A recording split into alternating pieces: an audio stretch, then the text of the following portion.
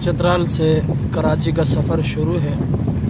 इस वक्त आप देख सकते हैं अब यहाँ हम चित्राल टनल के करीब पहुँच गए हैं और अनकरीब हम यहाँ टनल के अंदर चले जाएंगे। ये चित्राल का सरसब्ज़ इलाका अशरत है। आप देख सकते हैं ये चित्राल टनल है। यहाँ चेकिंग किया जा रहा है इस वक्त।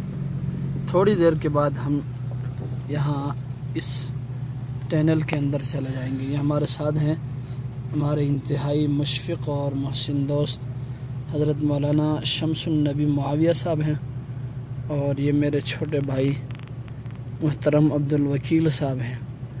इस वक्त हम कराची की तरफ रवाना दवा हैं। आप देख सकते हैं,